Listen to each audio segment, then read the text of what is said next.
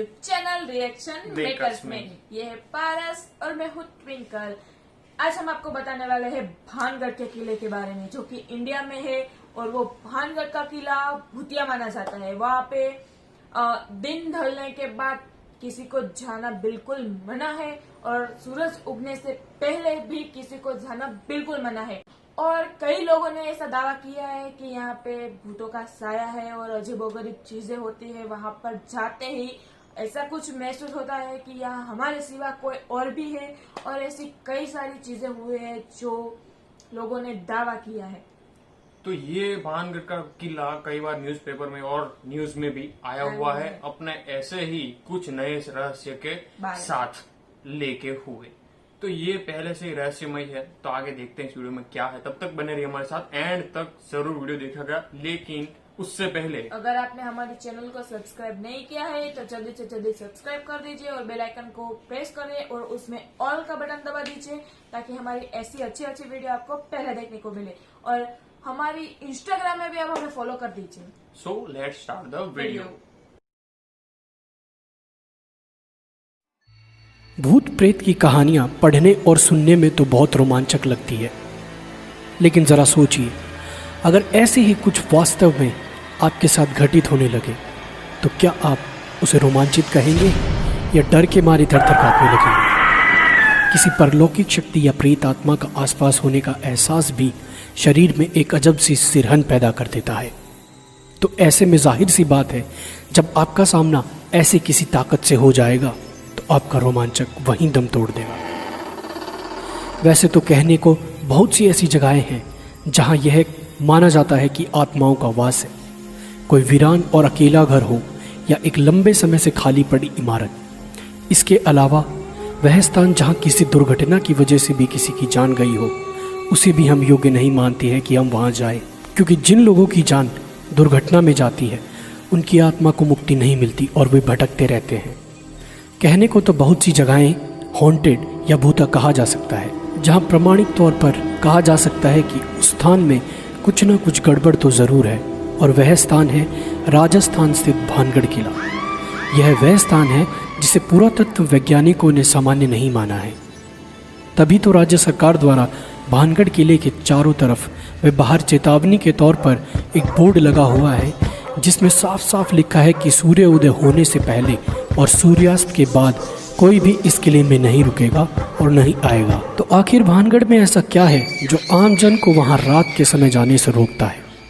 अगर कुछ है तो उसके पीछे क्या कारण है? हालांकि कोई भी पुख्ता तौर पर वहां घटने वाली दुर्घटना का कारण नहीं बता पाया, लेकिन स्थानीय लोगों के बीच प्रचलित है कुछ कहानियां जो साबित करती है कि वहां कुछ ना कुछ तो ज़रूर हो सकता है। लोगों का मानना है कि बहुत समय पहले इस स्थान पर रत्नावती नाम की बहुत सुंदर राजकुमारी रहती थी, जिस पर काला जादू करने वाले तांत्रिक की कुदृष्टि थी। तांत्रिक ने अपने जादू से राजकुमारी को वश में करके उसका शारीरिक शोषण किया, लेकिन एक दुर्घटना के चलते उस तांत्रिक की मृत्यु हो गई और आज भी उस तांत्रिक की आत्मा वहाँ भटकती रहती है। तांत्रिक के श्राप के अनुसार वह स्थान कभी भी बस नहीं सका।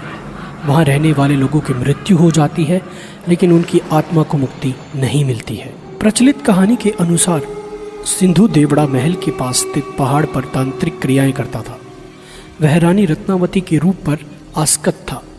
एक दिन भानगढ़ के बाजार में उसने देखा कि रानी की एक दासी रानी के लिए केश तेल लेने आई है। सिंधु देवड़ा ने उस तेल को अभिमंत्रित कर दिया कि वह तेल जिस पर भी लगेगा उससे वह तेल उसके पास ले आएगा। कहते हैं कि रानी ने जब तेल को देखा तो वह समझ गई कि यह तेल सिंधु देवड़ा द्वारा अभिमंत्रित है। तो कहते हैं कि रानी भी बहुत सिद्ध थी, इसलिए उसने पहचान कर ली और दासी से उस तेल को तुरंत फेंक देने को कहा। दासी ने उस तेल को एक चट्टान पर गिरा दिया। कहते हैं अभिमंत्रित तेल ने चट्टान को उड़ाकर सिंधु देवड़ा की ओर रवाना कर दिया। सिंधु देवड़ा ने चट्टान देखकर अनुमान लगाया कि रानी उस पर बैठकर उसके पास आ रही है। सो उसने अभिमंत्रित तेल को रानी को सीधे अपनी छाती पर उतारने का आदेश दिया। जब चट्टान पास आई तब तांत्रिक को असलियत पता चली, तो उसने आनन फानन में चट्टान उसके ऊपर गिरने से पहले भानगढ़ नगर उजड़ने का श्राप दे दिया और खुद चट्टान के नीचे दबकर मर गया। कहते हैं सिद्ध रानी को यह सब समझते देर न लगी और उसने तुरंत नगर खाली करने का आदेश दे दिया। इस तरह यह नगर खाली होकर उजड़ गया और रानी भी तांत्रिक के श्राप की भेंट चढ़ गई। तो कितनी सच्चाई है इस कहानी में? इस कहानी में कितनी सच्चाई है इसके बारे में इस बात से ही जाना जा सकता है कि जनश्रुतियों में भानगढ़ के लिए प्रचलित कहानी में कई लोग रत्नावती को राजकुमारी तो कई लोग रानी बताते हैं। रानी रत्नावती का जिक्र तो हर कोई करता है, पर वह किस राजा की रानी थी? उसके राजा व उसका शासनकाल कौन सा था? नगर किस काल में उजड़ा? इस प्रश्नों पर सब चुप हैं। अक्सर लोग इस नगर व किले को 400 वर्ष पहले उजड़ा बताते हैं, पर किले में मिले विभिन्न राजाओं के शिलालेखों की तारीख देखने के बाद उसके उजड़ने की समय सीमा काफ़ी कम हो जाती है। पर बहरहाल बात चाहे जो भी हो, इस फोर्ट को या इस भानगढ़ के किले को अब भी लोग सबसे ज़्यादा डरावना मानते हैं, या कह सकते हैं कि भारत का सबसे प्राचीन स्थान जो भी है जिसमें भूतों का निवास होने की पूरी आशंका या जहां भूत विराज करते हैं वो भानगढ़ का किला ही है। तो ऐसी ही और महत्वपूर्ण जानकारियों व रोचक तथ्यों के लिए हमारे चैनल फ्रीकनेस को सब्सक्राइब करें। व यह वीडियो आपको कैसा लगा हमें लाइक व कमेंट करके ज़रूर बताएं। धन्यवाद।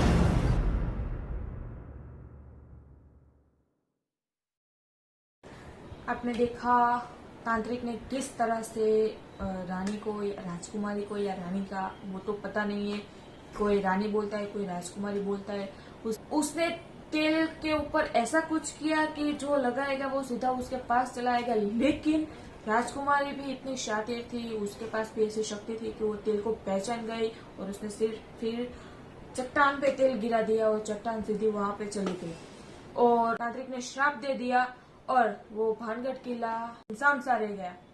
तो ये थी पूरी कहानी भानगढ़ के किले की। शायद आप में से कई लोगों को ये पता भी होगा और कई लोगों को पता नहीं होगा। आप में से कई लोग राजस्थान से भी होंगे और जो राजस्थान से है वो कमेंट में जरूर बताइएगा कि ये बात कितनी सही है। तो अगर आपके पास कोई अदर वीडियो है जिसके ऊपर हम रिएक्शन दे सके तो वो हमें कमेंट सेक्शन में जरूर बताएगा, या तो फिर इंस्टाग्राम पे डीएम करके जरूर बता सकते हैं। तो आपकी कमेंट हम यहाँ पे शो करेंगे। तो ये आपके पास सुनहरा मौका है हमारी वीडियो में आने के लिए। तो मिलते हैं नेक्स्ट वीडियो में किसी और नए रिएक्शन के साथ। तब तक के लिए जय हिंद, जय भारत, वंदे मातरम।